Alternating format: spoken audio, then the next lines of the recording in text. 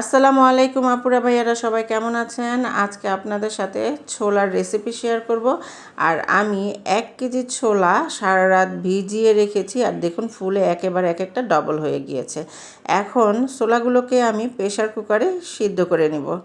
1 KG ছোলা সিদ্ধ করে আমি বক্সে করে রেখে দিব, আর আজকে আমার যতটুকু দরকার ঠিক ততটুকুই আমি রান্না করে নিব।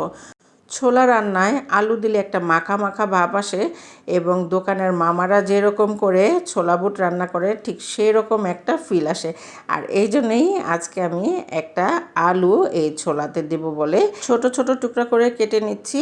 আর যেহেতু আমি এক্সপার্ট না, মানে ছুরি দিয়ে কাটাকাটি করাই, তো আমার একটু সময় লাগছে আর কি। আমি বটি দিয়ে কাটতেই বেশি পছন্দ করি। আর অফ ক্যামেরায় কিন্তু আমি আলুগুলোকে ছোট ছোট টুকরো করে কেটে নিয়েছি। আর 2টা ডিম কিন্তু সিদ্ধ করে নিয়েছি, এগুলো একটা সাইডে রেখে দেবো, পরে আমার কাজে লাগবে। তো চুলাতে কড়াই বসিয়ে দিয়ে দিয়েছি পরিমাণ মতো তেল গরম হয়ে গিয়েছে, আর দিয়ে দিলাম পেঁয়াজ কুচি। পেঁয়াজগুলোকে আমি বাদামি রং করে ভেজে নেব। পেঁয়াজগুলো বাদামি রং হয়ে এসেছে, এখন এখানে দিয়ে দিচ্ছি মরিচ গুঁড়া, হলুদ গুঁড়া, আদা রসুন পেস্ট, পরিমাণ মতো লবণ, ধনিয়া গুঁড়া, একটু গরম মশলার গুঁড়া। আর মশলাগুলো যাতে পুড়ে না যায় এই জন্য আমি, দেখতেই পেলেন, এখানে পানি অ্যাড করে দিয়েছি।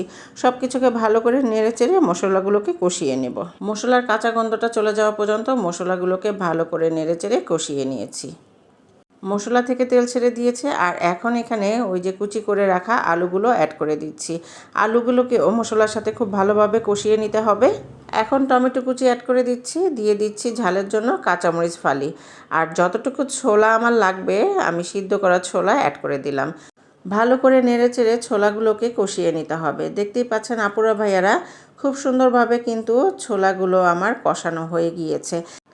এখন একটা টিপস শেয়ার করি। আসলে মামাদের দোকানে যে ছোলা বুটটা এত মজা হয় সেটার কারণ হচ্ছে এই যে একটু আগে আমি যেটা দিলাম সেটার কারণে।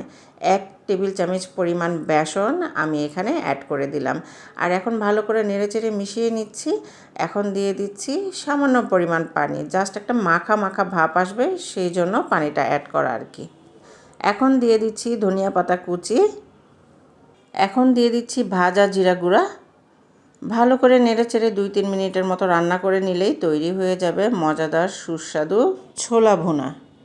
রেসিপি ফলো করে আপুরা ভাইয়ারা ঠিক এইভাবে ছোলা রান্না করে খেয়ে দেখবেন, অমৃত লাগে। তো ওই যে প্রথমেই বলেছিলাম যে আমার এই 2টো ডিম পরে কাজে লাগবে।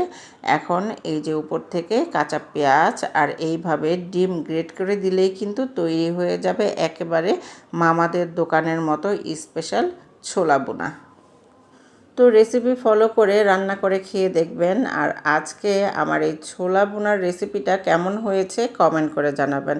তো আজকে এখানে বিদায় নিচ্ছি। সবাই ভালো থাকবেন, সুস্থ থাকবেন। আল্লাহ হাফেজ।